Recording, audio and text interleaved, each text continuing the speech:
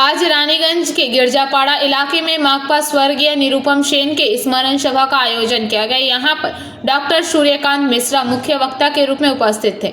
उन्होंने स्मारक वक्तव्य पेश किया और किस तरह से आज के कठिन समय में प्रतिवाद किया जा सकता है, इस पर अपने विचार व्यक्त किया।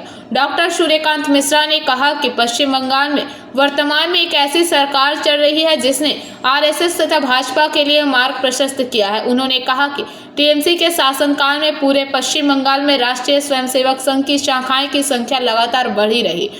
आज देश में एक ऐसा माहौल बनाया जा रहा है जिससे कि धर्म और जाति के नाम पर देश के लोगों को विभाजित करने का प्रयास किया जा रहा है। उन्होंने कहा कि इस मौके पर यहाँ रानीगंज के पूर्व विधायक रुनु दत्ता, पार्थो मुखर्जी, जामुड़िया के पूर्व विधायक जहनारा खान सहित इस क्षेत्र के तमाम वामपंथी नेता और कार्यकर्ता उपस्थित थे। তার মন রক্ষা করে চলতে পারছেন কিনা তাকে ভেবেচিন্তে হাঁটতে হয়। চীনের কাছ থেকে কতটা পেট্রোল কিনবেন এই তো আপনারা জানেন। এগুলো এই যে জিনিস যেটা হচ্ছে, আর বলা হচ্ছে যে হিন্দু রাষ্ট্র চাই আমরা এখানে। এই যে হিন্দু, এটা হিন্দুদের রাষ্ট্র খালি, এত জাতিসত্তা, এত ভাষাভাষী, এত বৈচিত্র্য আমাদের দেশ, তাকে একটা তাদের রাজত্ব তাই তাতে বলা হয়নি। ওখানে হচ্ছে সার্বভৌম, গণতান্ত্রিক, প্রজাতন্ত্র তিনটা, আর তার সঙ্গে দুটো কথা যেটা আমি বললাম ধর্মনিরপেক্ষ এবং সমাজতান্ত্রিক। বর্তমান ভারত যে আক্রমণ হচ্ছে, আপনি এই পাঁচটাই আক্রান্ত হচ্ছে, শেষ করতে পারবো না আমি যে কত রকম আক্রমণ হচ্ছে।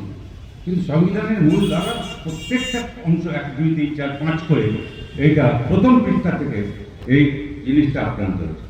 ইউনিয়ন অফ স্টেটস মানে রাজ্যগুলোর ইউনিয়ন, এই রাজ্যগুলোর অধিকার চলে যাচ্ছে। এই মুখ্যমন্ত্রী যিনি আমাদের এখন পশ্চিমবাংলার, ইনি তো ডেকে এনেছিলেন বিজেপিকে, কেউ ভুলে যাবেন না, এসব ভুলে যান অনেকে এসব কথা। কোনো জব দিয়েছেন উনি বললেন আমি গেছিলাম ওখানে আরএসএস এর ওখানে ওরা খুব ভালো লোক, আমি ওদের ডেকে নাম আনবো, নিয়ে আসবো এখানে। এসব তো শুনেছেন আপনারা। আমার বয়সে যারা আছেন, আমার চেয়ে কম বয়সেও আছেন, বেশি বয়সে তাদের তো কথাই নেই, তাদের আমার শ্রদ্ধা। কিন্তু আমি বলছি যে এসব কথা তো অনেক